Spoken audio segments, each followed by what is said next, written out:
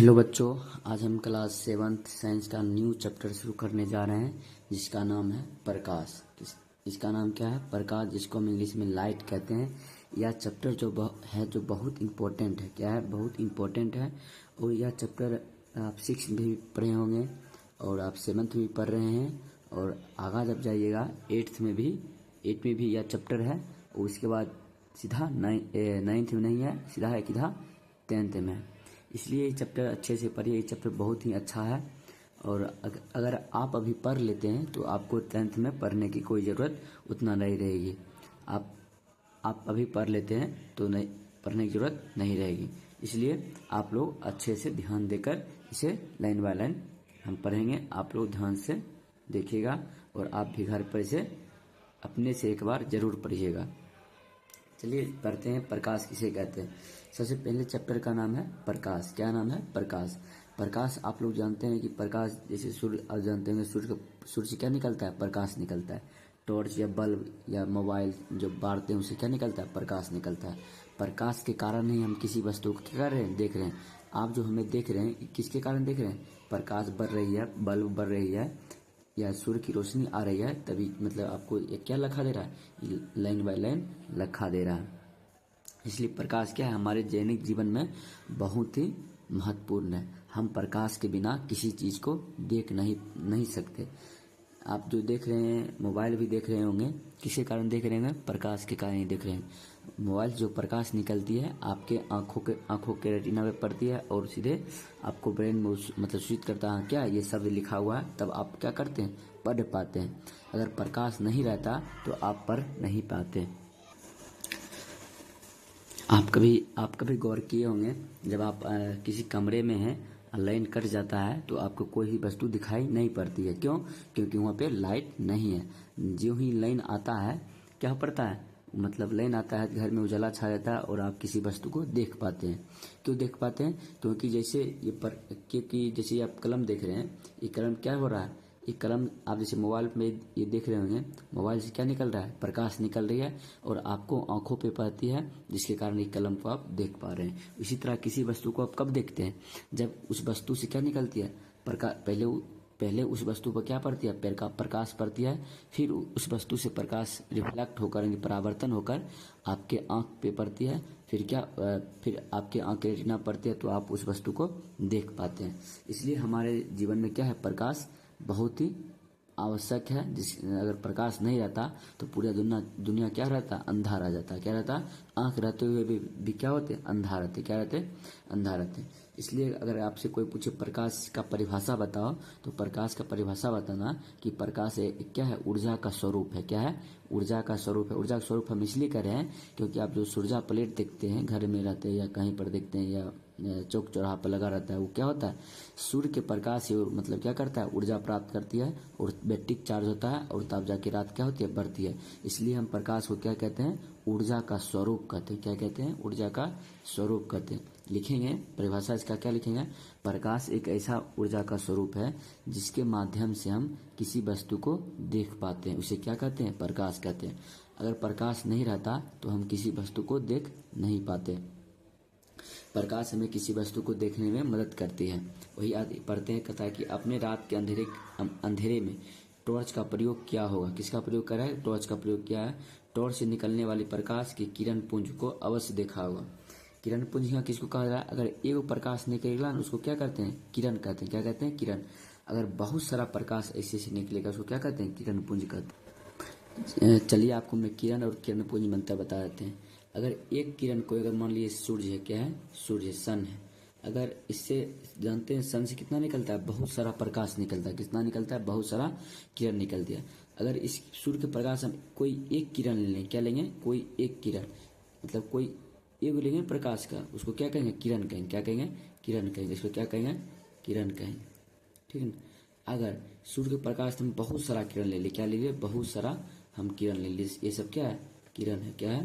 किरण। बहुत सारा हम किरण ले लिए तो पूरे समूह को हम क्या कहेंगे? किरण पुंज कहेंगे। क्या कहेंगे इसको? किरण पुंज कहेंगे। किरण पुंज। आप उम्मीद करते हैं आप समझ गए होंगे किरण और किरण पुंज बनता है। अगर किसी एक को लेंगे ना, प्रकाश की किसी एक रेखा को लेंगे, हम उसको क्या कहेंगे, किरण कहेंगे। क्या कहेंगे, किरण। अगर प्रकाश के बहुत सारा किरण के जो मिला लेंगे उसको क्या कहेंगे, किरण पुंज कहेंगे। क्या कहेंगे, किरण पुंज। आप ये किरण पुंज का प्रकार 10th में पढ़िएगा, 3 प्रकार होता है। कैसे होता है 10th में पढ़िएगा। अभी सिर्फ इतना समझना है, किरण किरण पुंज में अंतर। वही कह रहा टॉर्च से निकलने वाले प्रकाश की किरण पुंज, क्योंकि टॉर्च एक एक किरण नहीं निकलेगा, बहुत सारा निकलेगा, इसलिए क्या कह रहा है, किरण पुंज कह रहा है। को अवश्य देखा होगा, जीप, कार, बस, रेलगाड़ी के इंजनों के हेडलाइट से आते हुए प्रकाश की किरण पुंजों को भी आपने देखा होगा। संभवतः आप में से कुछ ने सर्कस या हवाई अड्डे के टावर की सर्च लाइट के किनारे सर्च लाइट के किरण पुंज को भी देखा होगा। वही बात बता रहा है, आप देखे होंगे कहाँ पे हवाई जहाज जब आकाश में उड़ती है तो क्या होती है, उससे जो किरण पुंज निकलती है, तो आप देख पाते हैं कि हवाई जहाज रात के समय में आकाश में क्या हो रहा है, मतलब उड़ रहा है। क्या हो रहा है, उड़ रहा है। एक जो अब पढ़ाएंगे, बहुत वैज्ञानिक का नाम, बहुत ही ज़्यादा वैज्ञानिक का नाम क्या है, इंपॉर्टेंट है। एक यूक्लिड क्या थे, एक बहुत बड़ा साइंटिस्ट थे, वैज्ञानिक थे। उसने जो प्रकाश के बारे में क्या कहा है, देखिए यूक्लिड जो थे वैज्ञानिक थे ने क्या कहा, मतलब 300 ईसा पूर्व मतलब 300 ईसा पूर्व में ऑप्टिका लिखी, पूर्व में ही ऑप्टिका लिखी। ऑप्टिका एक क्या है, प्रकाश, जो प्रकाश के बारे में हम पढ़ते हैं उसका एक किताब होता है ऑप्टिका। क्या कहते हैं उसको, ऑप्टिका। सिर्फ उसके बारे, प्रकाश के ही बारे में पढ़ते हैं, किसमें, ऑप्टिका में। इसलिए कहता है कि यूक्लिड ने 300 ईसा पूर्व में ऑप्टिका लिखी, मतलब प्रकाश से संबंधित कुछ किताब लिखी, जिसमें प्रकाश के सीधी रेखा में गमन करने का जिक्र किया है। जिसमें क्या बताया है उन्होंने, प्रकाश सीधी रेखा में गमन करती है। आज से 300 ईसा पूर्व पहले ही यूक्लिड ने बता दिया था कि प्रकाश कौन सी रेखा में गमन करती है, सीधी रेखा में गमन करती है। मतलब इसे हमें क्या करना है, याद रखना है, बहुत ही इंपॉर्टेंट है। ये एग्जाम पॉइंट ऑफ व्यू से आपसे क्वेश्चन पूछ सकते हैं। आपसे कोई क्वेश्चन पूछेगा प्रकाश कौन सी रेखा में गमन करती है, तो क्या बोलेगा, प्रकाश हमेशा सीधी रेखा में गमन करती है, टेढ़ा उठा गमन नहीं करती। आप जैसे देखते होंगे छप्पर, जैसे कोई प्रकाश निकलता है छिद्र से, एकदम सीधी निकलती है। क्या निकलती है, एकदम सीधी निकलती है और टेढ़ टाढ़ नहीं होती है।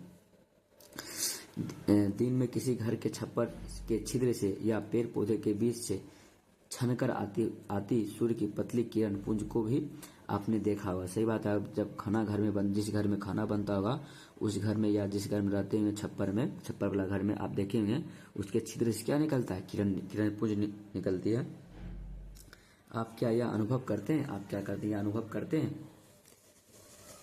आप जो लड़की देख रही है, इसका क्या है, सीधा पाइप है। क्या है, सीधा पाइप है। ये जो लड़की देख रही है क्या है, टेढ़ा पाइप है।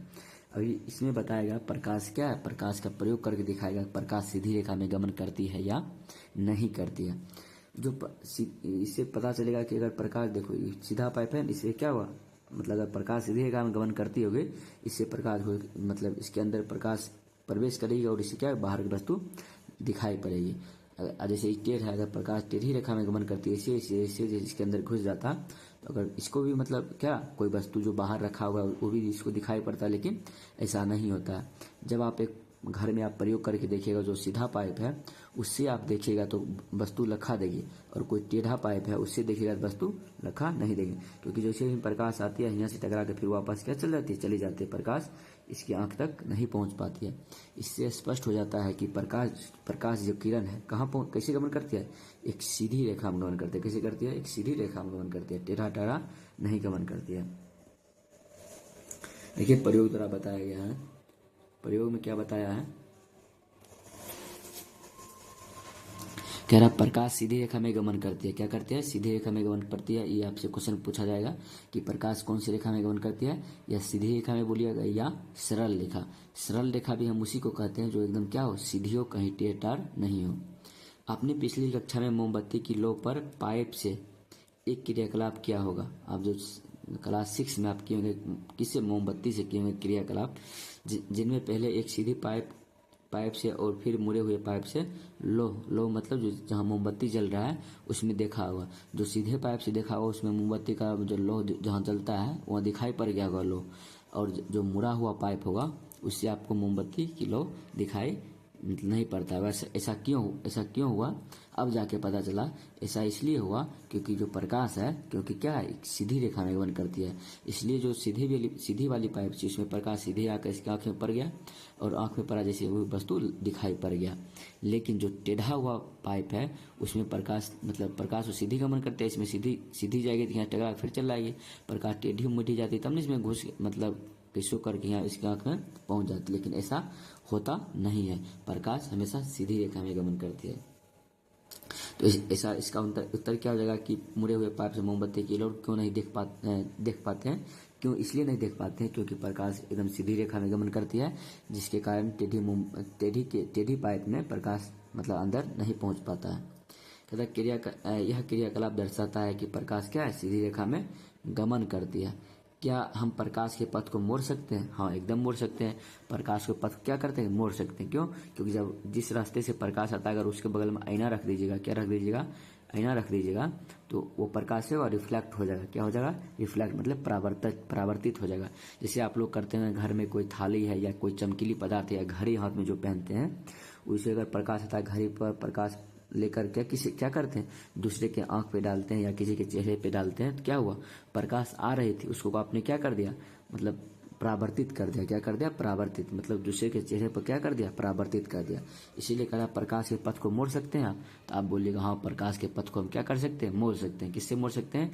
किसी चमकीली सतह से मोड़ सकते हैं। कोई दर्पण होगा उससे हम प्रकाश आती है उसको हम किसी दूसरी दिशा में मोड़ सकते हैं। अब हम पढ़ेंगे प्रकाश का परावर्तन। क्या पढ़ेंगे? प्रकाश का परावर्तन किस तरीके से होती है, प्रकाश का परावर्तन करते हैं। प्रकाश का परावर्तन किसको कहिएगा? जब प्रकाश आ रही है उसको हम किसी चिकनी सतह पर लेकर उसको क्या कर दिए, परावर्तित कर दिए। देखिए आपको दिखा रहे हैं, जैसे यहाँ पे देखिए, यहाँ क्या है, ये कोई दर्पण है। क्या है? दर्पण दर्पण जो आप आईना घर में देखते हैं, वो दर्पण हम क्या किए, इसे खड़ा कर दे एकदम सीधा। इधर का जो भाग है इसमें आप चेहरा देख सकते हैं, ये क्या हो, चमकीली सतह है। क्या है? चमकीली सतह। दर्पण में आप देखते होंगे एक सतह क्या रहता है, रंगा हुआ रहता है, और एक सतह क्या रहती है, चमकीली रहती है। क्या रहती है? चमकीली। जिससे आप चेहरा देख पाते हैं उसको कौन सा सतह कहते हैं, चमकीली सतह कहते हैं। और जो रंगा हुआ भाग रहता है, जो दर्पण के पीछे रहता है, रंगा हुआ भाग जिसमें चेहरा आप नहीं देख सकते, क्या रहता है, रंगा हुआ भाग रहता है। तो हम प्रकाश का परावर्तन किसको कहेंगे? देखिए, जिसमें आप दर्पण सीधा पहले नंबर क्या करना है, सीधे खड़ा कर देना है। और जब आप इसे प्रकाश उजारिएगा या कोई टॉर्च बारिएगा या किसी छप्पर से या छिद्र से आते हुए प्रकाश इस पे डालिएगा, क्या होगा, जैसे यहाँ पड़ेगा क्या होगा, तुरंत ही प्रकाश इधर मुड़ जाएगा। क्या होगा? इधर मुड़ जाएगा। इसी को क्या कहते हैं, प्रकाश का परावर्तन। देखिए, प्रकाश आ रही थी इधर, क्या आ रही थी, अगर दर्पण नहीं रहता प्रकाश सीधे निकल जाती। क्या हो जाती? सीधे निकल जाती। लेकिन दर्पण के कारण जो चिकनी सतह है, कौन सी सतह है, चिकनी, जिसमें हम मुंह देखते हो, कौन सी सतह रहता है, एकदम चिकनी सतह रहता है, एकदम चमकता है धूप में। तो प्रकाश क्या हुआ, इधर अगर नहीं रहता दर्पण, इधर सीधे चला आता, लेकिन दर्पण था, क्या हुआ, यहाँ से प्रकाश परावर्तित, इधर से आ रही थी, टकराया, उसके बाद क्या हो गया, वापस चल गया। इसे क्या कहते हैं, प्रकाश का परावर्तन कहते हैं। क्या कहते हैं? प्रकाश का परावर्तन कहते हैं। जो आने वाली जो किरण है इसको नाम देते हैं आपतित किरण कहते हैं। क्या कहते हैं? आपतित किरण। क्योंकि ये क्या हो रही है, आपतित हो रही है, आने वाली किरण क्या कहते हैं, आपतित किरण। और जब जो टकराकर वापस जाती है इसको क्या कहते हैं, परावर्तित किरण कहते हैं। अगर आप नहीं जानते हैं तो वीडियो रोक कर इसे लिख लेना है, इसे चित्र बना लेना है और यहाँ लिख लेना है। ये जो आने वाली किरण को क्या कहते हैं, आपतित। आती है इसलिए हम किधर तीर का चिन्ह दिए, इधर चिन्ह दिए। क्यों? क्योंकि इधर आ रही है, फिर टकराकर वापस चल गई, इधर जा रही है, फिर इधर तीर का चिन्ह दे दिए। अब इसको लिखना आपतित किरण, इसको लिखना परावर्तित किरण। हमने लिख दिया है, आप लोग इसे नोट कर सकते हैं। सिर्फ किरण नहीं लिखा है, आप किरण अपने से लिख लीजिएगा। अब इसके बारे में लाइन बाय लाइन पढ़ते हैं। जब प्रकाश किसी दर्पण पर पड़ता है, दर्पण मतलब शीशा जो आप घर में मुंह देखते हैं, जब प्रकाश किरण किसी दर्पण पर पड़ता है तो क्या होता है। तो अब बता सकते हैं कि जब किसी प्रकाश किरण दर्पण में पड़ता है तो क्या होता है, वहाँ परावर्तित हो जाती है, आती है, टकरा कर चल जाती है। तो प्रकाश के पथ को मोड़ने की विधि यह है कि इसे किसी वस्तु की चमकदार सतह पर डाला जाए। अगर हमें प्रकाश का परावर्तन करना है तो हमें किस पे डालना पड़ेगा, चमकीली सतह पर। अगर हम कॉपी पर डालेंगे तो वहाँ उतना परावर्तित नहीं हो पाएगा। अगर आप जो घड़ी पहनते हैं, घड़ी का सतह कैसा रहता है, ऊपर का जो शीशा लगा होता है चमकीली रहती है, तब ना आप घड़ी पर प्रकाश किरण किसी के आँख पे डालते हैं। या अब जब थाली या कोई गिलास हुआ या चम्मच हुआ, उस पर भी क्या होता है, वो चमकीली सतह होती है, जिसके कारण क्या होती है, वो प्रकाश को परावर्तित कर देती है। इसलिए प्रकाश को मोड़ने के लिए क्या चाहिए, चिकनी चमकदार सतह चाहिए। क्या चाहिए, चमकदार या चिकनी सतह हमें चाहिए। जैसे दर्पण या चमकदार थाली, दर्पण भी क्या होता है, मतलब चमकदार होता है, क्या तो उसे रौदा में रखिएगा तो वो चमकेगा। और चमकदार थाली, जो नया नया थाली रहता है वो भी क्या होता है, चमकता है, उससे भी क्या होता है, प्रकाश का परावर्तन हो जाता है। दर्पण अपने ऊपर पड़ने वाले प्रकाश के पथ को मोड़ देता है। जो दर्पण रहता है, जो भी आपको दिखाए, अपने ऊपर पड़ने वाली प्रकाश किरण क्या करती है, मोड़ देती है। क्या करती है, मोड़ देती है। ये दर्पण है, क्या है, दर्पण है। कौन सा दर्पण है, समतल दर्पण। जो अपने घर में मुंह कान देखते हैं वही दर्पण यहाँ रख दिए खड़ा करके, क्या करता है, मतलब ये बोल रहा था कि कोई प्रकाश आने वाली जो दर्पण पर कोई प्रकाश पड़ती है तो क्या करती है, उसको मोड़ देती है। मतलब देखिए इधर से आ रही, इसको क्या कर, इधर मोड़ दिया। वही बात यहाँ लिखा है कि दर्पण अपने ऊपर पड़ने वाली प्रकाश के पथ को क्या करता है, पथ मतलब होता है रास्ता, क्या होता है, रास्ता, जो जिस रास्ते से आते उसको दूसरे रास्ते में मोड़ देती है। दर्पण द्वारा प्रकाश की दिशा में बदलाव प्रकाश का परावर्तन कहता है। प्रकाश का परावर्तन हम किसको कहेंगे, प्रकाश का परावर्तन किसको कहेंगे, दर्पण द्वारा जो आ रही थी, जो किरण दर्पण में पड़ी, उसके पथ को क्या कर दिया, बदल दिया। क्या कर दिया, बदल दिया। इसको क्या कहते हैं, प्रकाश का परावर्तन कहते हैं। क्या कहते हैं, प्रकाश का परावर्तन। या प्रकाश का परावर्तन आप ऐसे भी दे सकते हैं कि जब कोई प्रकाश किरण किसी चिकनी या चमकीली सतह पर पड़ती है तो पड़ने के बाद या टकराने के बाद पुनः उसी दिशा में लौट जाती है। क्या होती है, उसी दिशा में लौट जाती है। इस घटना को क्या कहते हैं, प्रकाश का परावर्तन कहते हैं। या ये भी परिभाषा आप लिख सकते हैं, कह रहा है क्या प्रकाश के स्रोत की दिशा बदलने पर परावर्तित प्रकाश की दिशा में कोई परिवर्तन होता है। आइए इसे जानने के लिए एक क्रियाकलाप कहते हैं। मतलब कह रहा है कि क्या प्रकाश के स्रोत की दिशा बदलने पर परावर्तित प्रकाश की दिशा में कोई परिवर्तन होता है। इसे जानने के लिए क्या करें, एक मतलब क्रियाकलाप करें। अब यहाँ से जो है आप दर्पण के बारे में पढ़ेंगे कि समतल दर्पण के बारे में, जितना एग्जाम्पल जो देख रहे हैं समतल दर्पण है, दर्पण के बारे में पढ़ेंगे। यहाँ लिखा हुआ परावर्तन के कारण ये क्या होता है, प्रतिबिंब बनता है। आप जब 10th में जाइएगा तो आपको मतलब करके दिखाएंगे परावर्तन के कारण कैसे प्रतिबिंब बनता है। सिर्फ अभी आपको याद रखना है परावर्तन के कारण क्या बनता है, प्रतिबिंब बनता है। अब देखेंगे दर्पण कितने प्रकार के होते हैं, मतलब जो दर्पण का जो उदाहरण दिया हुआ जो देखेंगे।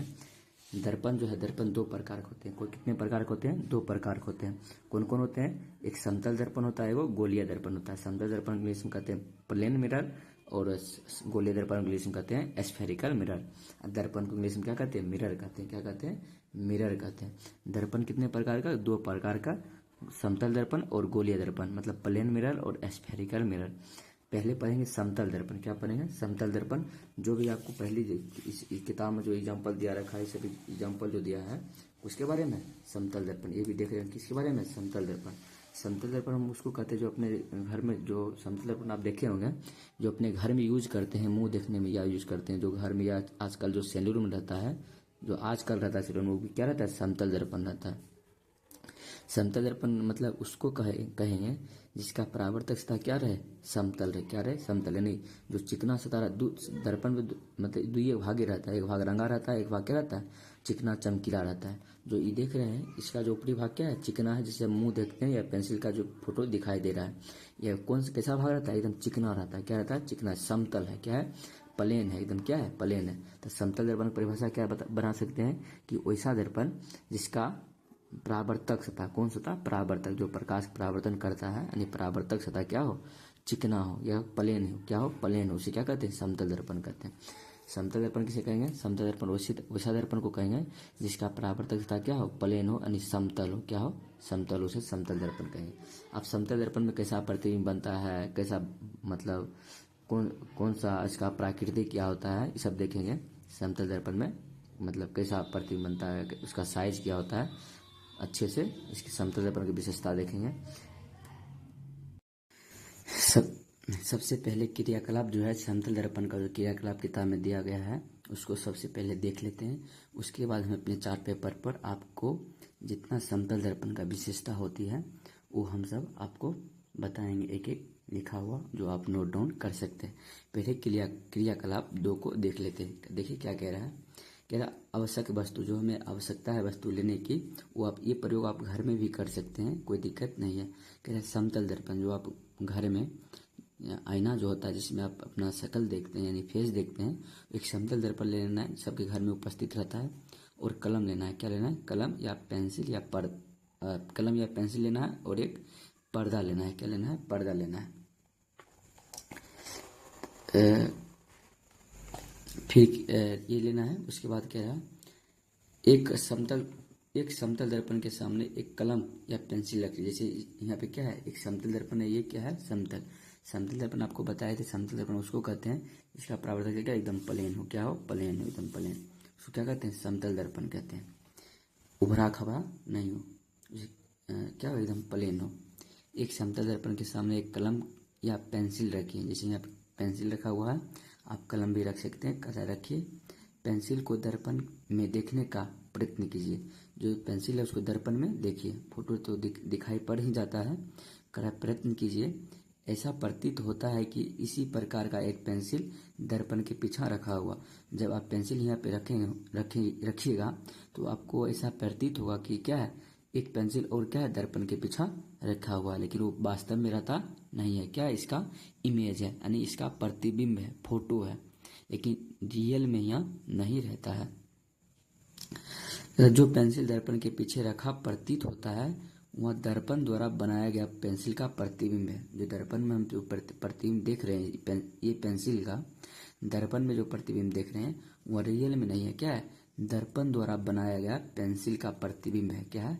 ये पेंसिल का बनाया गया ये प्रतिबिंब है, ये रियल में नहीं है, प्रतिबिंब है। तो अब पेंसिल को दर्पण के सामने विभिन्न स्थितियों में रखिए। मतलब विभिन्न स्थितियों मतलब कभी यहाँ रखना है, कभी यहाँ रखना है, कभी ऐसे रखना है, विभिन्न स्थिति में रखना है। स्थिति तथा प्रत्येक अवस्था में प्रतिबिंब को देखिए।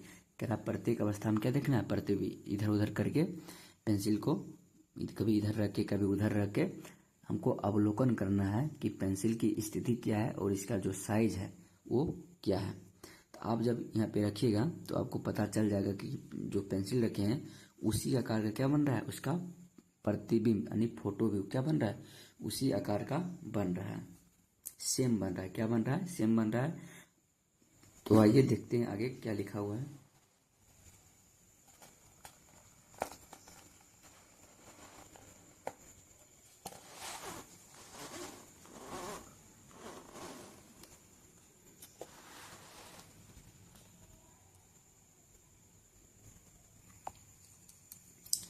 क्या प्रत्येक दशा में प्रतिबिंब सीधा है?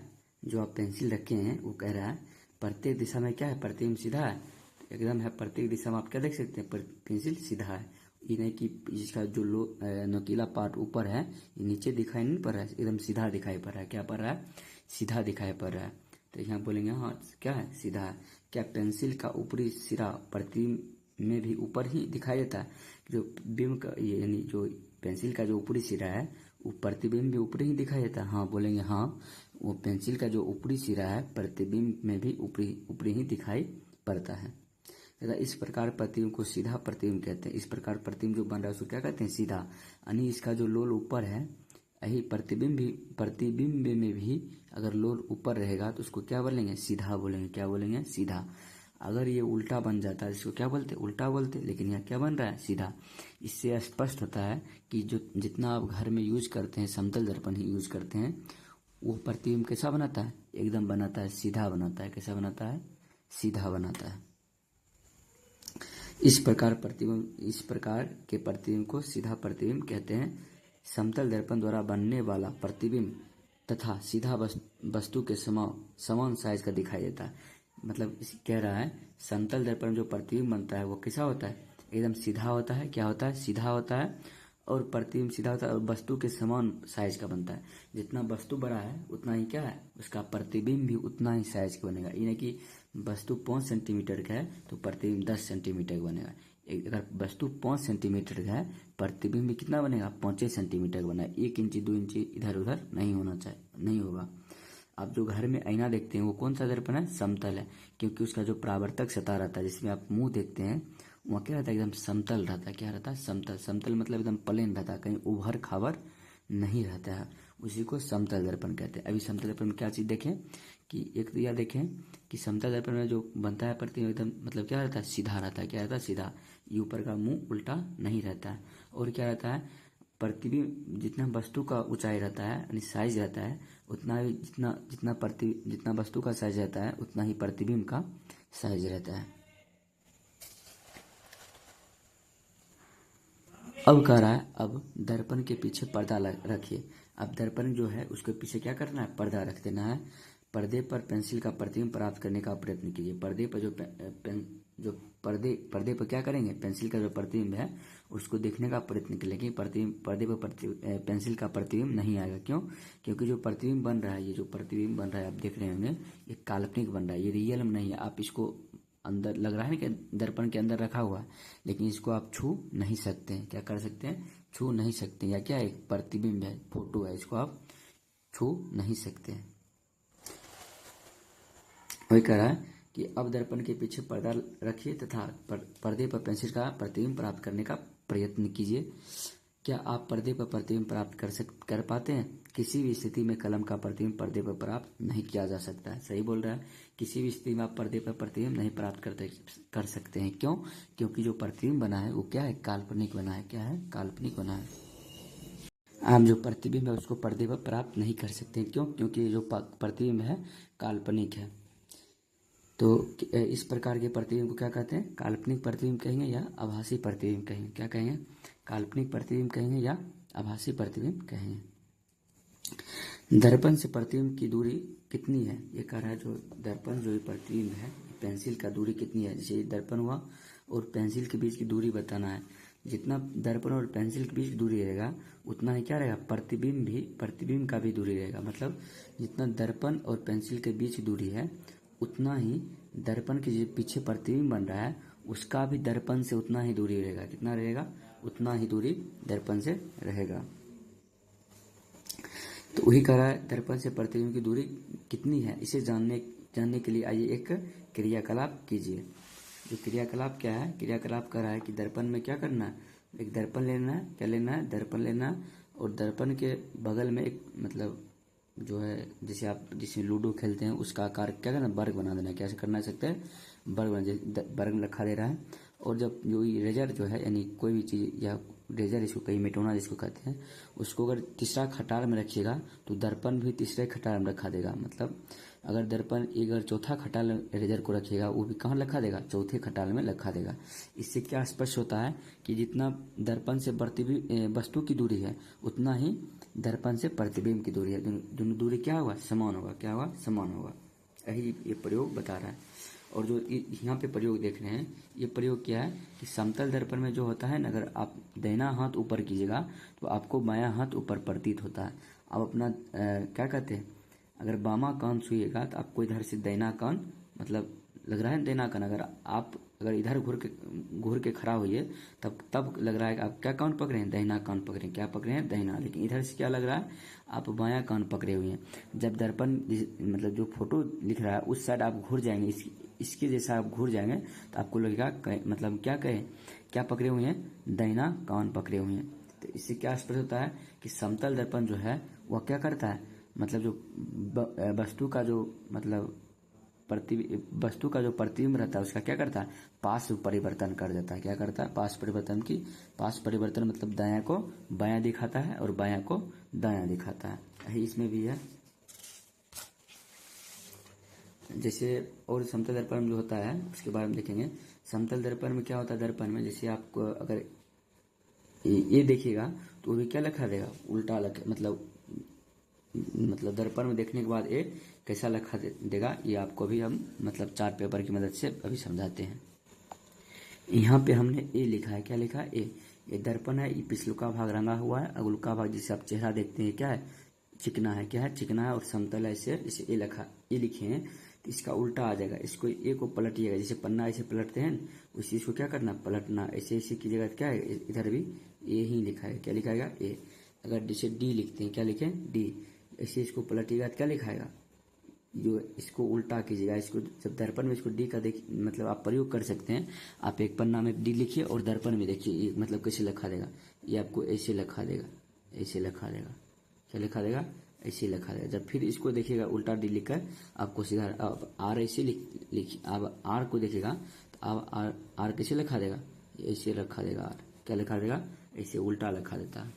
कि इसलिए मतलब जो है क्या, दर्पण में अगर हम जो चीज देखते हैं उसका क्या होता है, उसका परिवर्तन हो जाता है, क्या उल्टा हो जाता है, क्या होता है, उल्टा। अगर हम दाहिना हाथ उठाते हैं तो हमको बायां हाथ उठा हुआ प्रतीत पड़ता है। उम्मीद करते हैं आप सब लोग अच्छे से समझ गए होंगे। इसी प्रकार जो एम्बुलेंस है, क्या है, एम्बुलेंस। आप जैसे गाड़ी जो एम्बुलेंस वाला गाड़ी रहता है उसमें एम्बुलेंस जो है मतलब उल्टा लेटर में लिखा रहता है, क्या रहता है, उल्टा लेटर में लिखा रहता है। इसलिए लिखा रहता है ताकि जो दूसरे गाड़ी वाला है वो अपने दर्पण से उस गाड़ी जो उल्टा लिखा है, अगर दर्पण में हम देखेंगे तो सीधा लिखा देगा। क्यों लिखा देगा, क्योंकि अभी हम जाने कि दर्पण जो है क्या करता है, मतलब जो उल्टा रहता है उसको क्या करता है, सीधा मतलब सीधा अक्षर बना के दिखाता है। अगर हम दाहिना हाथ उठाते तो हमको बायां प्रतीत होता है, अगर उल्टा जो अक्षर लिखा हुआ है तो हमको क्या सीधा दिखाई पड़ेगा, सीधा दिखाई पड़ेगा, क्या पड़ेगा, सीधा दिखाई पड़ेगा, क्या पड़ेगा, सीधा दिखाई पड़ेगा। इसलिए एम्बुलेंस उल्टा लिखा था, जिससे कि कोई अगर गाड़ी वाला है वो अपने दर्पण से देख लेगा एम्बुलेंस, उसे सीधा लिखा देगा और वहाँ तुरंत ही एम्बुलेंस को साइड दे देगा। जिससे क्या होगा, जो भी मतलब उसमें पेशेंट रहेगा उससे मतलब खतरा नहीं होगा और जल्दी सो समय मतलब पहुंच जाएगा, हॉस्पिटल पहुंच जाएगा और उसका अच्छे से इलाज हो पाएगा। यही है एम्बुलेंस। आप समझ गए होंगे कि एम्बुलेंस आप उल्टा काहे लिखाता है, जिससे कि दर्पण पर जो दूसरे गाड़ी वाला देखेगा तो उसे क्या लिखा देगा, सीधा लिखा देगा और उसे जल्दी से साइड दे देगा। अब पढ़ेंगे गोलीय दर्पण। अब मतलब पहले आपको चार्ट की मदद से बताते हैं समतल दर्पण मतलब किसी विशेषता क्या क्या है, इसे आप नोट डाउन भी कर सकते हैं। देखिए सबसे पहले देखना है समतल दर्पण किसको कहेंगे, समतल दर्पण किसको कहेंगे, समतल दर्पण लिखा हुआ है, समतल दर्पण किसको कहेंगे, समतल दर्पण क्या कहते हैं, प्लेन मिरर किसको कहेंगे, कि वैसा दर्पण जिसका परावर्तक सतह क्या, परावर्तक सतह समतल हो। से देखिए क्या है, समतल दर्पण है, इसका ये रंगा हुआ भाग है और जो ऊपर का भाग है वो क्या, परावर्तक सतह है, क्या है, ऊपर ऐसे क्या होता है, प्रकाश इस सतह ऐसे लौट जाती है। ये सतह क्या है, समतल है, क्या है, समतल है, इसलिए इसको क्या कहते हैं, परावर्तक सतह। परावर्तक सतह उसे कहते हैं जो प्रकाश का क्या करते, परावर्तन कर दे, उसे क्या कहते हैं, परावर्तक सतह। देखिए समतल है ना एकदम, कहीं ऐसे ऐसे ऐसे ऐसे ऐसे ऐसे नहीं ना, क्या है, एकदम समतल है, क्या है, एकदम प्लेन है, इसे क्या कहेंगे, समतल दर्पण कहेंगे। अब समतल दर्पण जो अभी विशेषता देखिए, जैसे पेंसिल दर्पण में देखे थे, किसी दर्पण के सामने अगर पेंसिल रखते हैं तो उसका आकार कैसे होता है, उसका प्रतिबिंब कैसा बनता है, उसकी दर्पण से दूरी क्या होती है, वही सब क्या विशेषता हम लिखे हैं एक एक करके। कह रहा है समतल दर्पण से बने प्रतिबिंब की विशेषता लिखे। अगर आपको क्वेश्चन में ये पूछे तो पहला विशेषता लिखना है, समतल दर्पण से बना हुआ प्रतिबिंब हमेशा काल्पनिक होता है। क्या होता है, काल्पनिक या आभासी, इसे पर्दे पर प्राप्त नहीं कर सकते, इसे काल्पनिक होता है। अगर आप जो दर्पण में आपका जब चेहरा देखते हैं तो आपको एक फोटो रखा देता है आप ही के जैसा, उसको आप छू नहीं सकते, सिर्फ पता चलता है कि दर्पण के पीछे बना हुआ है। तो यही लिखेंगे, पहला समतल दर्पण से बना हुआ प्रतिबिंब हमेशा काल्पनिक या आभासी होता है। दूसरा लिखेंगे, इसे हम पर्दे पर प्राप्त नहीं कर पाते हैं। क्या करते हैं, पर्दे पर प्राप्त नहीं कर पाते हैं, क्यों, क्योंकि ये क्या होता है, आभासी रहता है। तीसरा लिखेंगे, समतल दर्पण से बना हुआ प्रतिबिंब का साइज, जो समतल दर्पण से बना प्रतिबिंब है उसका साइज तथा वस्तु का साइज क्या होता है, बराबर होता है। क्या होता है, बराबर होता है। जैसे ये दर्पण है, दर्पण के सामने कोई मोमबत्ती रखे हैं, इसका जो जितना साइज है उतना ही साइज दर्पण के पीछे बनेगा। ये नहीं कि मतलब 5 सेंटीमीटर है तो 6 सेंटीमीटर बनेगा, ऐसा नहीं होगा। जितना इसका साइज है मतलब इसका ऊंचाई है उतना ही दर्पण के सामने जो फोटो बनेगा उसका भी ऊंचाई क्या होगा, सेम होगा। और वही लिखे हैं, वस्तु की साइज, वस्तु का साइज बराबर क्या होता है, प्रतिबिंब का साइज। जितना वस्तु का साइज रहेगा उतना ही क्या रहेगा, प्रतिबिंब का साइज रहेगा। चौथा लिखे हैं, प्रतिबिंब दूरी बराबर बिंब की दूरी। बिंब मतलब वस्तु होता है, जितना दर्पण से प्रतिबिंब की दूरी होती है उतना ही दर्पण से बिंब की दूरी, मतलब जितना ही क्या है दर्पण, जितना ही दर्पण से या कह सकते हैं बिंब की, वस्तु की बिंब की दूरी, ये हुआ बिंब, बिंब मतलब वस्तु, वस्तु की जितना ये दर्पण हुआ, दर्पण से जितना दूरी बिंब की वस्तु की रहती है, मतलब 5 सेंटीमीटर यहाँ से यहाँ है, तो उसका फोटो भी दर्पण से 5 सेंटीमीटर बाद बनेगा। क्या बनेगा? 5 सेंटीमीटर ही बाद बनेगा। मतलब कि जो जो वस्तु की दूरी है दर्पण से, उतना ही दूरी क्या होगा? प्रतिबिंब की दूरी दर्पण से होगा। मतलब यहाँ से यहाँ 5 सेंटीमीटर है, तो प्रतिबिंब भी दर्पण से 5 सेंटीमीटर बाद बनेगा, इन्हें कि 6 सेंटीमीटर बाद बनेगा। और सबसे अंतिम आप 5 नंबर लिखना है कि समतल दर्पण में अपना बायां भाग उठाने पर हमें दायां भाग प्रतीत होता है। वही बताए पार्श्व परिवर्तन जिसको कहते हैं। अगर हम दायां भाग उठाएंगे तो हमको क्या दिखाई पड़ेगा? बायां भाग दिखाई पड़ेगा। अब पढ़ेंगे गोलीय दर्पण। अब क्या पढ़ेंगे? गोलीय दर्पण। गोलीय दर्पण किसको कहते हैं? नाम से ही स्पष्ट है, गोलीय दर्पण मतलब वैसा दर्पण जिसका परावर्तक सतह क्या हो? गोलीय हो। क्या हो? गोलीय हो। उसे क्या कहते हैं? गोलीय दर्पण कहते हैं। आप यहाँ चित्र में देख पा रहे हो, ये क्या है? चम्मच है, स्पून है। इस चम्मच जो है, जो चम्मच का गड्ढा वाला भाग होता है, जो जिससे आप मतलब उस पर कोई भोजन अटकता है, जिसे आप भोजन खाते हैं, ये क्या है? धंसा हुआ रहता है। क्या रहता है? धंसा हुआ। जब धंसा हुआ में देखिएगा तो वो आपका प्रतिबिंब उल्टा दिखाई पड़ेगा। क्या दिखाई पड़ेगा? उल्टा। आप इसका प्रयोग घर पे कर सकते हैं। एक चम्मच लीजिएगा और जो धंसा हुआ पार्ट रहता है उसमें आप अपना फोटो देखिएगा तो आपका फोटो क्या आएगा? उल्टा आएगा। क्या आएगा? उल्टा। वही आप उसका उल्टा कीजिएगा कि जो मतलब क्या है, मतलब चम्मच का उठा हुआ पार्ट होता है पीछे से, उसमें आप अपना मुंह देखिएगा तो आपका मुंह कैसा लिखा देगा? सीधा लिखा देगा। कैसा लिखा देगा? सीधा लिखा देगा। तो ये किस मतलब चम्मच में होगा? जो चम्मच एकदम नया वाला होगा उसमें होगा। जो चम्मच पुराना हो गया होगा उस चमकदार नहीं होता, उसका चमक झड़ जाता है, इसलिए उसमें लिखा नहीं देगा। तो इसलिए आप गोलीय दर्पण पढ़ेंगे।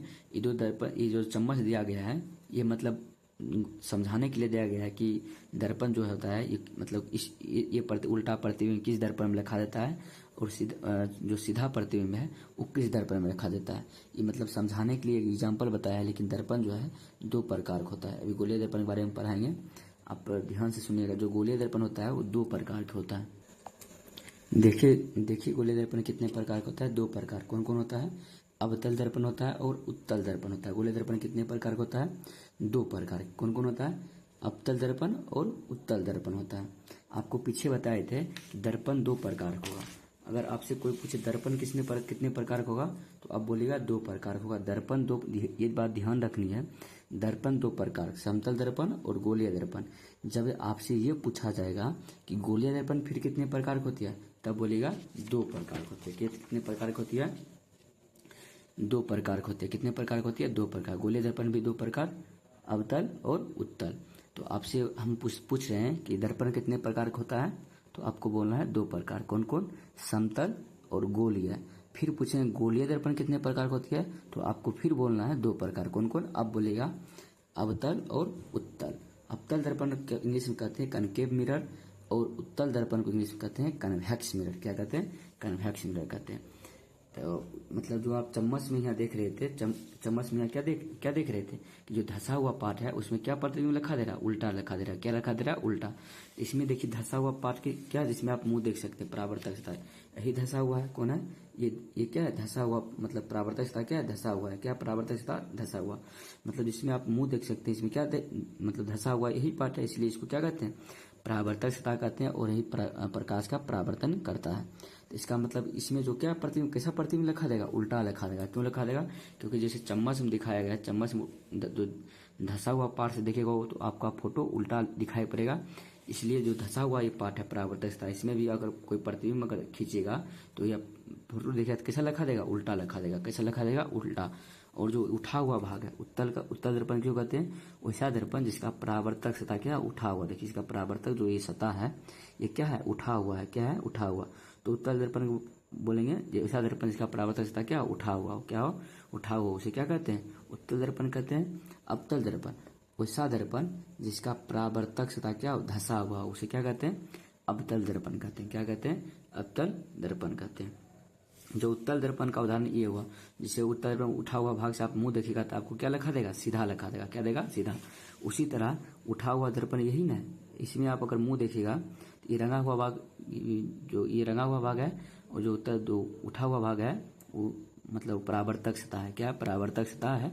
इसमें आप देखिएगा तो आपको प्रतिबिंब क्या कैसा लिखा देगा, सीधा लिखा देगा। कैसा लिखा देगा, सीधा, चम्मच की तरह। इसमें प्रतिबिंब उल्टा लिखा देगा, चम्मच जैसे आप धंसा हुआ पार्ट में देखते थे क्या कैसा लिखा जाता है, उल्टा लिखा जाता है। उसी तरह इसमें भी क्या लिखा देगा, उल्टा लिखा देगा। तो आइए एनसीईआरटी के हिसाब देखते हैं, चम्मच वाला बात आप समझ गए होंगे। अब यहाँ देखते हैं, जैसे ये देखिए, यही बात बताया गया है कि किसी गोले दर्पण का परावर्तक पृष्ठ अवतल है। अगर कोई गोले दर्पण परावर्तक पृष्ठ अवतल है, अवतल मतलब धंसा हुआ है, परावर्तक पृष्ठ मतलब क्या हुआ, धंसा हुआ, वैसा पृष्ठ जो प्रकाश का परावर्तन कर दे उसे क्या कहते हैं, परावर्तक पृष्ठ कहते हैं। क्या कहते हैं, परावर्तक पृष्ठ। मतलब इससे प्रकाश आएगा, टकरा कर फिर वापस चल जाएगा, मतलब टकरा कर चल जाएगा, इसको क्या कहते हैं, परावर्तक पृष्ठ कहते हैं। वही कह रहा है किसी गोले दर्पण का परावर्तक पृष्ठ अवतल है। अवतल है मतलब धंसा हुआ है, तो उसे अवतल दर्पण कहते हैं। यदि परावर्तक पृष्ठ उत्तल है, उत्तल मतलब उठा हुआ, उत्तल मतलब क्या है, परावर्तक पृष्ठ देखिए यहाँ क्या है, उठा हुआ है, मतलब रंगा हुआ पृष्ठ धंसा, इसमें क्या परावर्तक पृष्ठ उठा हुआ, इसे क्या कहेंगे, परावर्तक पृष्ठ कहेंगे। क्या कहेंगे, सॉरी, उठा हुआ क्या करते हैं, उत्तल दर्पण कहते हैं। क्या कहते हैं, उत्तल दर्पण कहते हैं। ठीक, आप समझ गए होंगे। अब ये पे अगला कह रहा है, जैसे क्या है, एक मतलब गोलीय दर्पण है। क्या है, गोलीय दर्पण। गोलीय दर्पण मतलब कौन दर्पण है, गोला, एकदम गोला का आकार दिख रहा होगा, तो गोलीय है। क्या है, गोल है। दो मतलब जो दर्पण होता है क्या है, गोल है। क्या है, गोल है। जब इसे आड़े से दो बराबर भाग में काटे तो हमें क्या प्राप्त होता है, ये प्राप्त होता है कि जो है, यहाँ देखिए क्या है, गोले का भाग हुआ। क्या हुआ, ये एक गोले का भाग होता है, ये भी एक गोले का भाग होता है। जब इसको हम काटे, एक से बन गया उत्तल दर्पण, एक से बन गया अवतल दर्पण बन गया। क्या बन गया, अवतल दर्पण बन गया। वही देखिए यहाँ काट के बता रहा है, जो उठा हुआ पार्ट होता है, उठा हुआ पार्ट यहाँ देख सकते हैं। उठा हुआ पार्ट क्या कहते हैं, उत्तल प्लेट, और धंसा हुआ पार्ट को क्या कहते हैं, अवतल प्लेट। क्या कहते हैं, धंसा हुआ पार्ट है उसको क्या कहते हैं, अवतल। इसीलिए यहाँ परिभाषा बताएगा क्या हो, वैसा दर्पण का परावर्तक पृष्ठ क्या हो, अवतल हो। क्या हो, अवतल मतलब क्या हो, धंसा हुआ हो। ठीक, आप उम्मीद करते हैं आप समझ गए होंगे।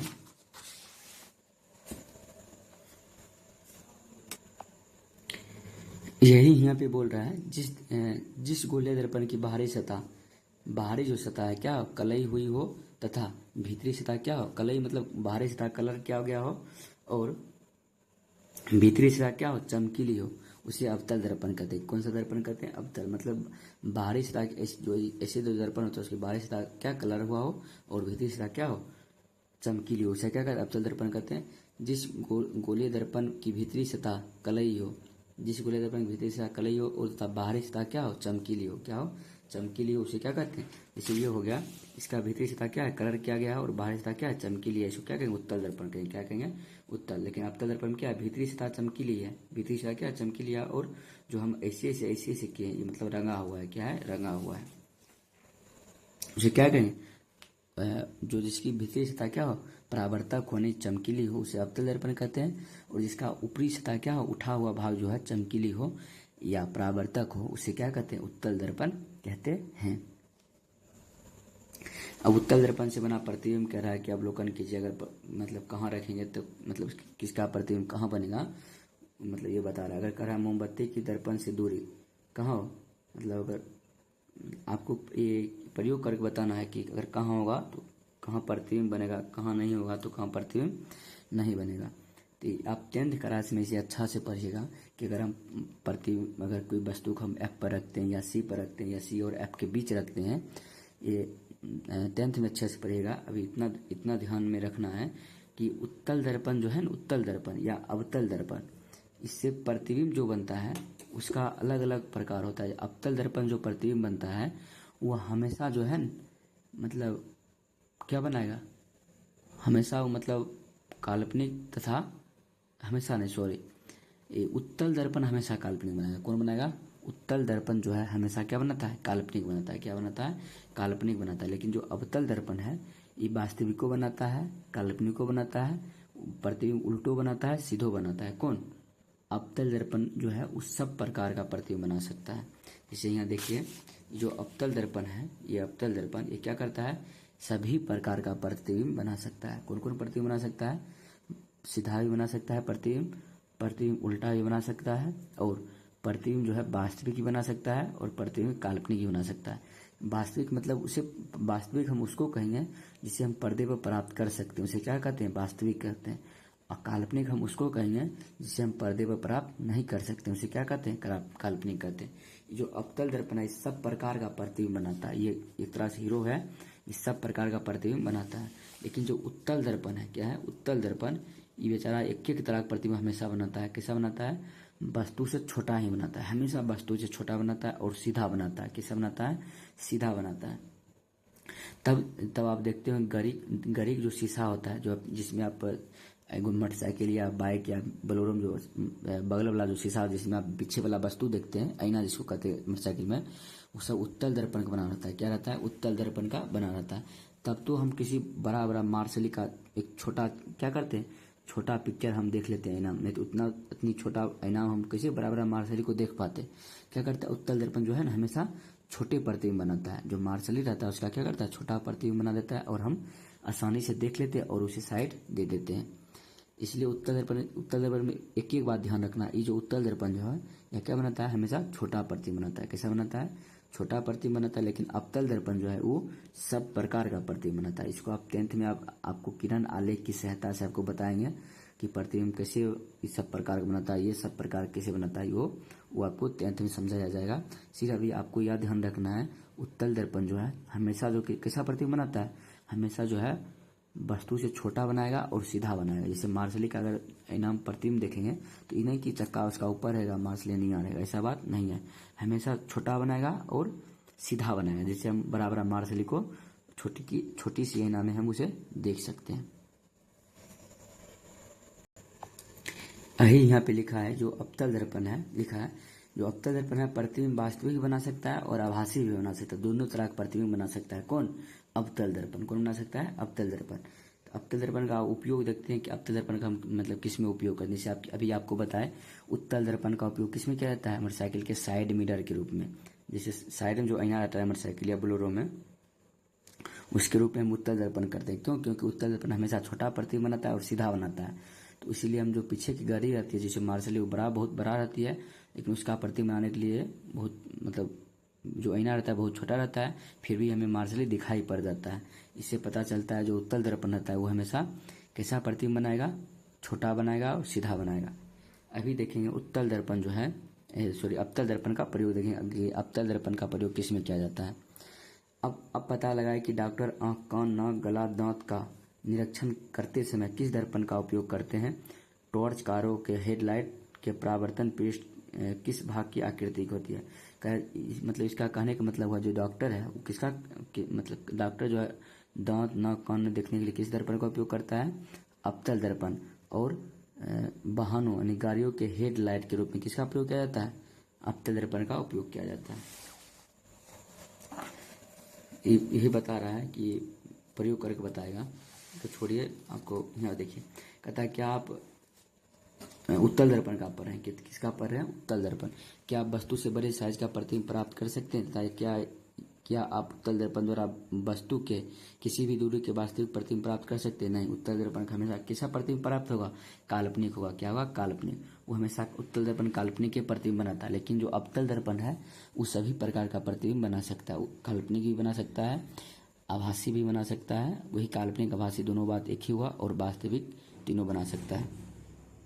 क्या आप गाड़ियों के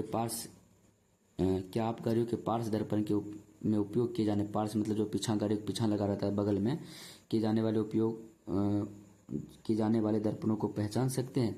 उत्तल दर्पण अधिक क्षेत्र के दृष्टि का प्रतिबिंब बना सकता है। जो उत्तल दर्पण है वो बहुत बड़ा क्षेत्र, जो पीछे वाला क्षेत्र रहती है उसका प्रतिबिंब बना सकता है। अतः ये चालकों के पीछे, चालकों मतलब जो गाड़ी चलाता है उसके चालकों के पीछे अपेक्षाकृत अधिक क्षेत्र के वाहनों को देखने में सहायता करते हैं। मतलब जो बड़ा बड़ा मार्शली गाड़ी आता है उसको देखने में क्या करती है, सहायता प्रदान करती है। कौन, उत्तल दर्पण। अभी से याद रखना है कि आपसे कोई पूछे मोटरसाइकिल में कौन सा दर्पण लगा रहता है तो आप बोलना है उत्तल दर्पण लगा रहता है। कौन लगा रहता है, उत्तल कहेगा। क्यों, क्योंकि उत्तल दर्पण वस्तु का हमेशा छोटा प्रतिबिंब बनाता है और छोटा सा आईना में बहुत बड़ा बड़ा प्रतिबिंब दिख जाता है और हमें गाड़ी को साइड देने में आसानी होता है। अब देखते हैं अवतल दर्पण किसे कहते हैं। अवतल दर्पण की विशेषता मतलब बताएंगे लिख के। अब अवतल दर्पण जो है वास्तविक तथा काल्पनिक दोनों प्रतिबिंब बना सकता है। क्या कर सकता है अवतल दर्पण? वास्तविक भी प्रतिबिंब बना सकता है और काल्पनिक भी प्रतिबिंब बना सकता है। इसे आप नोट डाउन कर सकते हैं, क्योंकि किताब में अच्छा से पता नहीं चल रहा था, इसलिए आपको मतलब लिख कर मतलब बता रहे हैं। इसे आप नोट डाउन करके याद कर लेना। समतल दर्पण, अवतल दर्पण क्या कर सकता है?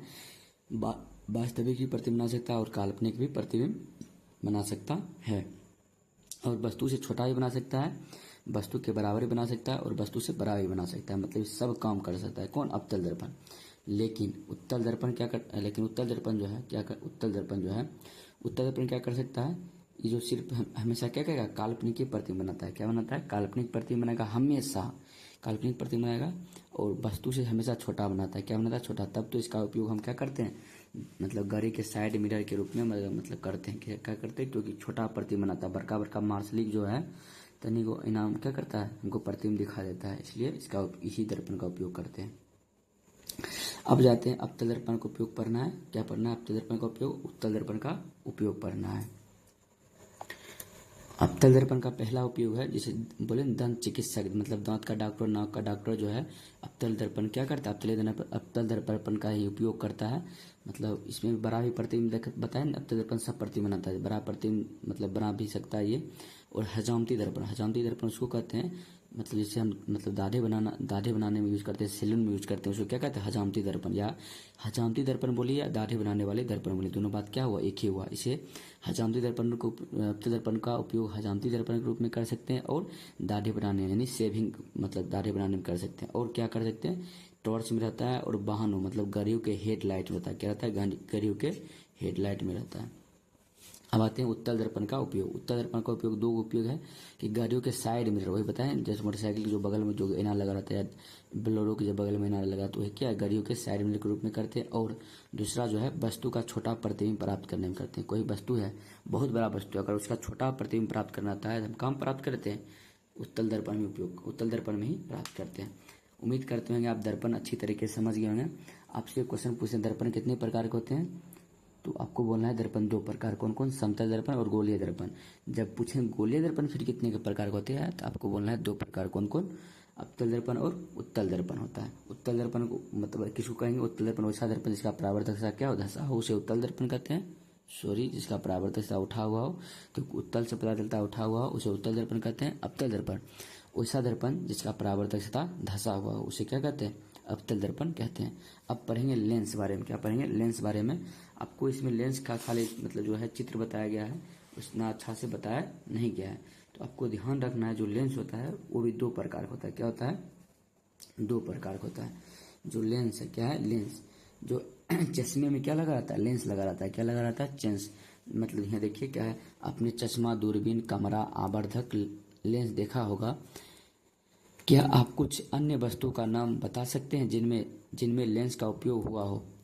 हाँ, दूरबीन भी होता है, और उसके बाद क्या कहते हैं? माइक्रोस्कोप जो है उसमें भी लेंस का उपयोग होता है। इन वस्तुओं में स्थित लेंस को स्पर्श कीजिए। क्या करा है? जो मतलब माइक्रोस्कोप लगा है, कैमरा में लगा है, या चश्मा लगा है, करा स्पर्श मतलब छुइए, तो ध्यान रहे लेंस गंदा ना हो। क्या हो? गंदा ना हो, खरोंच ना आए, क्योंकि लेंस क्या होता है? पारदर्शी होते हैं। वैसे पारदर्शी होते हैं, क्या होता है? पारदर्शी मतलब आर पार आप लेंस से देख सकते हैं, तब चश्मा लगा रहता है तो आर पार देख सकते हैं उससे। वैसे लेंस जो किनारे की अपेक्षा बीच में मोटे हो, क्या हो? किनारे की अपेक्षा अगर बीच में मोटा हो, तो उसको क्या कहते हैं? उत्तल लेंस कहते हैं। क्या कहते हैं? उत्तल। देखिए क्या कौन सा लेंस है? उत्तल लेंस है। क्या है? उत्तल लेंस है। क्यों? क्योंकि अगर आपको इसको मतलब स्पर्श करके अनुभव कीजिएगा, तो बीच में क्या रहेगा? मोटा रहेगा। देख क्या रहेगा? मोटा। बीच में क्या रहेगा? मोटा रहेगा, और किनारा आप क्या रहेगा? हल्का पतला रहेगा। क्या रहेगा? पतला रहेगा। इसलिए कौन सा लेंस है? उत्तल लेंस है। क्या कहेंगे इसको? उत्तल लेंस। कैसे पता चला? हम इसको जब छूते हैं तो हमें एहसास होता है बीच में क्या है? मोटा है। क्या है? मोटा है। जैसे कलम है, अगर आप यहाँ पे छुएगा तो आपको एहसास होगा क्या है? बंडी क्या है? पतला है।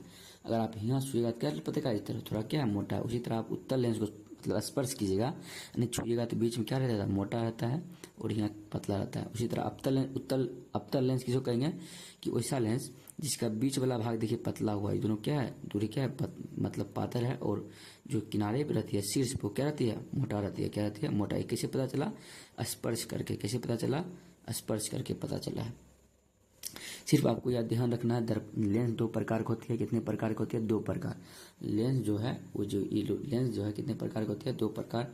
अवतल लेंस और उत्तल लेंस होता है। उत्तल लेंस उसको कहते हैं जो बीच में मोटा होता है, किनारा क्या होता है? पतला होता है।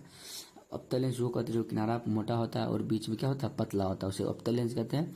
ये लेंस का जो चित्र है इसको बनाना आप सीख लिए। अगर आपको उत्तल लेंस का है तो आपको ऐसा चित्र बनाना है, अगर आपको अवतल लेंस का है तो आपको ऐसा चित्र बनाना है। तो वही कह रहा है यहाँ देखिए, कहता है उत्तल लेंस उस पर पड़ने वाली प्रकाश किरण को क्या करता है कि पड़ने वाले प्रकाश को अंदर की मोड़ देता है। ये जो उत्तर लेंस है, ये उत्तर लेंस, इस पे अगर प्रकाश पड़ेगा तो क्या करता है? इसे प्रकाश पड़ रहा है, इसको अंदर की ओर इधर मोड़ देगा। क्या करेगा? इधर मोड़ देगा। फिर ऐसे अगर प्रकाश पड़ता है, इसको क्या करता है? इधर मोड़ देता है। सब एक बिंदु पर क्या होता है? मिल जाता है। जैसे ये प्रकाश आया कहाँ, वो एक बिंदु पर मोड़ देता है। फिर क्या करे? एक बिंदु पर मोड़ देगा। यहाँ एक बिंदु पर क्या करता है? सब प्रकाश किरण जैसे ऐसे आया, इसको ऐसे मोड़ देगा। क्या करेगा? मोड़ देगा। कौन? मतलब अवतल लेंस क्या करता है? कौन करता है? सॉरी, उत्तल लेंस मोड़ देता है। कौन मोड़ता है? उत्तल लेंस। उत्तल लेंस उस पर पड़ने वाली प्रकाश किरण क्या करता है? अंदर की ओर। देखिए इसको क्या कर दिया? मोड़ दिया। अतः इसे अभिसारी लेंस कहते हैं। कौन लेंस कहते हैं? अभिसारी। ये बहुत इंपॉर्टेंट है। कहेगा किस लेंस को अभिसारी लेंस कहते हैं, तो आपको बोलना है उत्तल लेंस को क्या कहते हैं? अभिसारी लेंस बोलते हैं। क्यों? क्योंकि इस पर पड़ने वाले किरण क्या करता है? एक बिंदु पर मोड़ देता है। इसे आप नोट डाउन कर सकते हैं, बहुत इंपॉर्टेंट है। वैसे आप 10th में ये VVI क्वेश्चन होता है, पूछा जाता है एग्जाम में, इसे वैसे याद रख लीजिएगा, तो बाद में याद करना नहीं पड़ेगा। कहता है अवतल लेंस उस पर पड़ने वाले प्रकाश किरण क्या करता है? फैला देता है, बाहर की ओर मोड़ देता है। ये अंदर की ओर मोड़ा, क्या करा? अंदर की ओर मोड़ दिया। क्या करेगा? अंदर की ओर। लेकिन जो इस पे पड़ेगा प्रकाश किरण क्या करेगा? इसे बाहर मोड़ देगा। इसे इधर से आया या बाहर मोड़ देगा। फिर मान लीजिए इधर से आया, क्या करेगा? बाहर मोड़ देगा। क्या करा? बाहर मोड़ रहा है। क्या करा? बाहर मोड़ रहा है। ये अंदर नहीं मोड़ रहा है, लेकिन देखिए यहाँ अंदर मोड़ रहा है, यहाँ अंदर नहीं मोड़ रहा है। इसीलिए कहता है अवतल लेंस जो है उस पर पड़ने वाले प्रकाश को बाहर की ओर मोड़ता है। किधर मोड़ता है? बाहर की ओर। इसलिए इसे क्या कहते हैं? अपसारी लेंस कहते हैं। क्या कहते हैं? अपसारी लेंस कहते हैं। इसे याद ही रखना है, भूलना नहीं है। उत्तल लेंस को अभिसारी, अवतल लेंस को अपसारी लेंस कहते हैं। अब पढ़ना है प्रकाश जो है श्वेत अथवा रंगीन। जो मतलब प्रकाश कैसा रहता है? श्वेत रंग का रहता है। कैसा रहता है? श्वेत रहता है। मतलब श्वेत प्रकाश रहता है। क्या रहता है? जब सूर्य से प्रकाश निकलता है तो कैसा रहता है? श्वेत मतलब उजला रहता है। क्या रहता है? वही बोल रहा है, प्रकाश जो है क्या रहता है? श्वेत अथवा रंगीन रहता है। कैसे? इसको आप मतलब देखते होंगे, जब बारिश पड़ती है तो क्या पड़ती है? आकाश में कभी आप इंद्रधनुष देखे होंगे, यानी रेनबो देखे होंगे। क्या बनता है इसके कितने रंग की होती है रेनबो? 7 रंग की होती है। कितने रंग की होती है इंद्रधनुष? 7 रंग। जब बारिश पड़ती है तब क्या बनती है? जिसको आप लोग देहाती भाषा में बोलते हैं पैनसुक्खा। क्या बोलते हैं? पैनसुक्खा। पैनसुक्खा जो क्या करता है? पानी सोकर इधर से उधर कर देता है। हम भी सोचते थे, लेकिन ऐसा बात नहीं है। जो जब बारिश पड़ता है तो सूर्य के विपरीत दिशा में बनता है। कब कहाँ बनता है? सूर्य जैसे अगर पूरब में उगा है तो पश्चिम बनेगा, अगर पश्चिम में उगा है तो पूरब बनेगा। कब? बस बारिश पड़ने के बाद, वर्षा होने के पश्चात ये दिखाई पड़ता है। या कभी कभी होता है बारिश नहीं पड़ता है, फिर भी ऊपर से हल्का हल्का जो बूंद गिरता है उसमें क्या होता है? उससे मतलब अपवर्तन के बाद क्या होता है? इस पर इंद्रधनुष लखा देता है। ये कैसे होता है? सूर्य मतलब जो सूर्य का प्रकाश होता है उसमें 7 रंग होता है। कितने रंग रहती है? 7। जो सूर्य का श्वेत प्रकाश है उसमें कितने रंग रहती है? 7 रंग रहती है। तो आप वही रंग क्या है? अपवर्तन के बाद हमें आकाश में दिखाई पड़ता है। कब? जब बारिश का मौसम रहता है तब।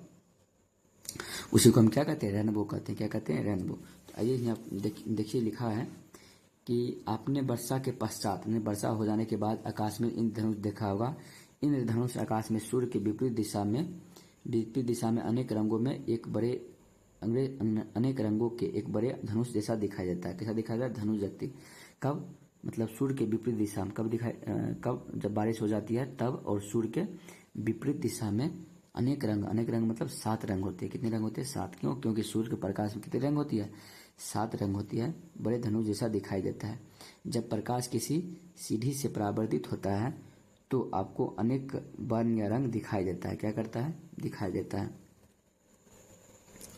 अनेक वर्ण या रंग। सीढ़ी मतलब क्या होता है?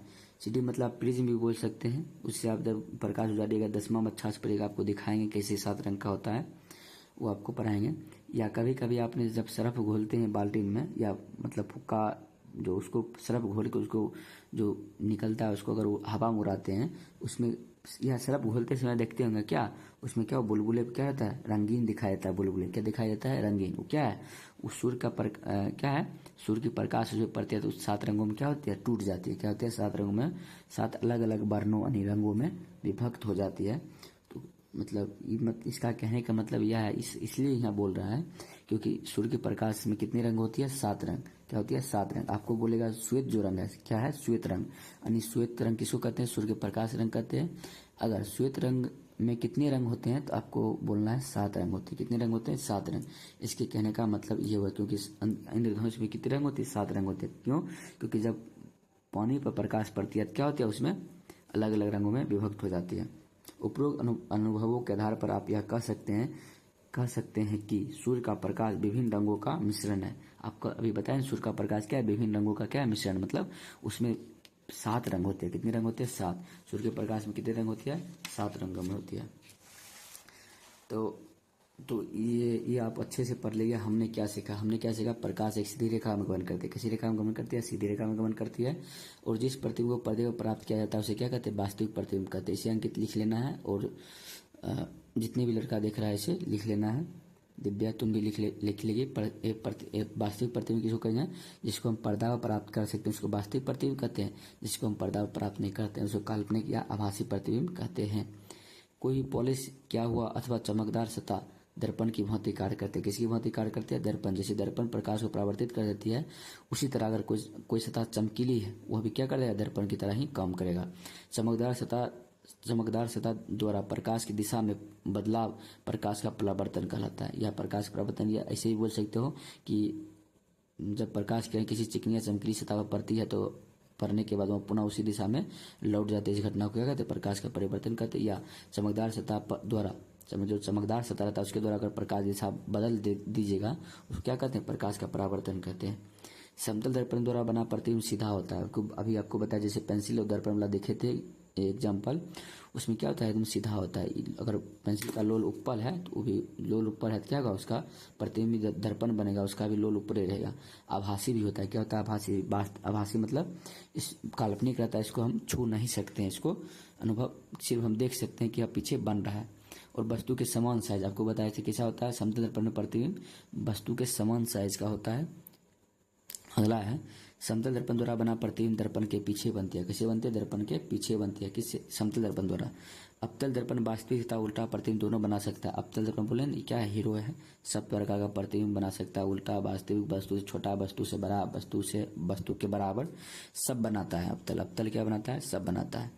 जब वस्तु को अवतल दर्पण के अत्यंत निकट रखते हैं तब प्रतिबिंब आभासी, सीधा तथा आवर्धित होता है। बोले अवतल दर्पण सब प्रकार बनाता है, 10वां में अच्छा से बताएंगे। उत्तल दर्पण द्वारा बना प्रतिबिंब सीधा होता है। जो उत्तल दर्पण है एक बेचारा एक प्रतिबिंब सीधा बनाता है, आभासी बनाता है और वस्तु के आकार से क्या करता है, छोटा बनाता है। मात्र इतने काम है कि उत्तल दर्पण क्या करता है, वस्तु का आकार छोटा बनाता है, सीधा बनाता है और आभासी बनाता है। जो हम मोटरसाइकिल के बगल में जो ऐना लगा रहता है या बोलेरो के उसके बगल में लगा रहता है। उत्तल लेंस को आवर्धक लेंस कहते हैं। क्या कहते हैं, उत्तल लेंस को, ये बहुत इंपॉर्टेंट है, इसको याद रखना है। उत्तल लेंस को क्या कहते हैं, आवर्धक, मतलब उत्तल लेंस को आवर्धक लेंस भी कहते हैं। श्वेत प्रकाश जो है रंगों क्या है, विभिन्न रंगों, 7 रंगों क्या है, मिश्रण है। 7 रंगों क्या है, मिश्रण है, इसे याद रखना है। श्वेत रंग कितने रंगों की मिश्रण है, 7 रंगों के मिश्रण है। अगला जो वीडियो बनाएंगे हम, जो इस चैप्टर का क्या है, प्रश्नावली रहेगा। क्या रहेगा, प्रश्न उत्तर रहेगा। हम इसका जो प्रश्न उत्तर है एक एक करके पूरा देखेंगे अगला पार्ट में। तो आप लोग से उम्मीद है कि मतलब एक बार आप भी किताब पढ़ लेना है, आपको भी पढ़ लेना है। और जो अगला वीडियो आएगा इसका क्वेश्चन आंसर देखेंगे, ठीक है। थैंक यू, ठीक है, bye. Thank you for watching this video. अगला वीडियो में आप मिलते हैं।